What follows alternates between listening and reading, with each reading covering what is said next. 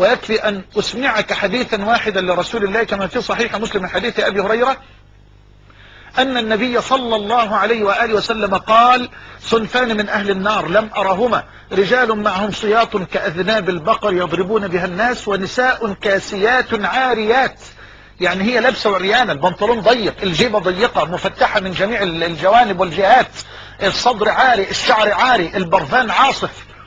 نساء كاسيات عاريات مميلات مائلات رؤوسهن كأسنمة البخت المائلة لا يدخلن الجنة. ده كلام النبي عليه الصلاة والسلام، لا يدخلن الجنة ولا يجدن ريحها، وإن ريحها لا يوجد من مسيرة كذا وكذا. اختاه، يعني عودي إلى الحق ولا تتأثري بهذا الطرح السخيف الذي يقول بأن التبرج علامة على التحرر المدنية والتطور، بل هو علامة على الجاهلية.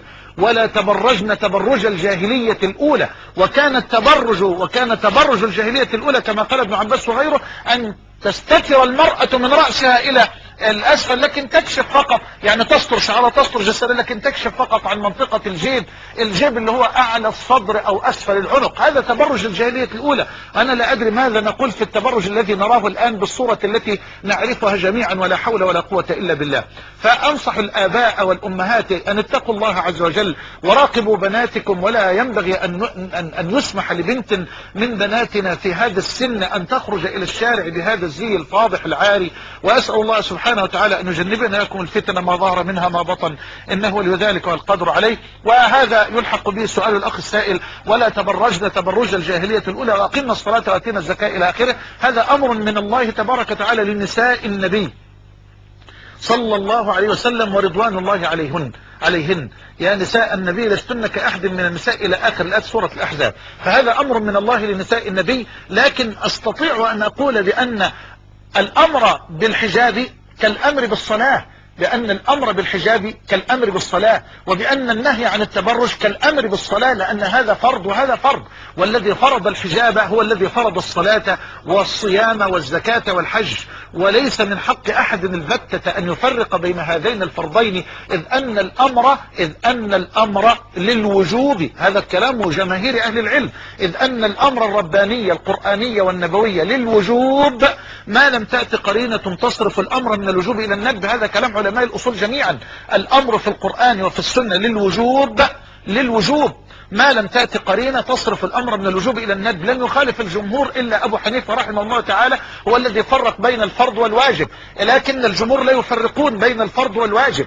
الله تبارك وتعالى يأمر، ورسول الله صلى الله عليه وآله وسلم يأمر. فالأمر الرباني والأمر النبوي للوجوب إلا إذا جاءت قرينة تصرف هذا الأمر من الوجوب إلى الندب.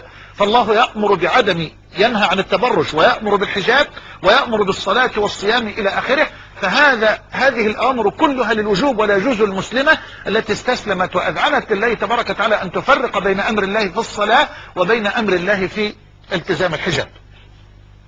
طيب، تنظيف الحواجب بالنسبة للزوج، ترقيق الحواجب يعني لا يجوز، لأن النبي صلى الله عليه وسلم نهى عن النمص. لعن الله النامصة والمتنمصة. والنمص وترقيق الحاجب. النامصة هي التي تفعل ذلك، والمتنمصة هي التي يفعل بها ذلك أو يرقق حاجبها.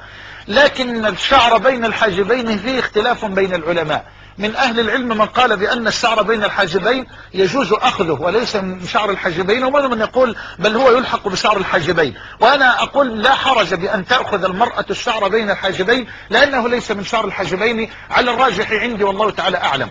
أما إن ظهر شعر على الجبين أو على الوجنتين، على الجبين أو على الوجه أو على الشارب، فللمرأة أن تأخذه. هذا هو الراجح عند جمهور أهل العلم، لأن هذا من باب التشبه. إن لم تأخذ المرأة الشعر على شاربها أو على الوجه فهذا من باب التشبه. والنبي صلى الله عليه وسلم نهى أن تتشبه المرأة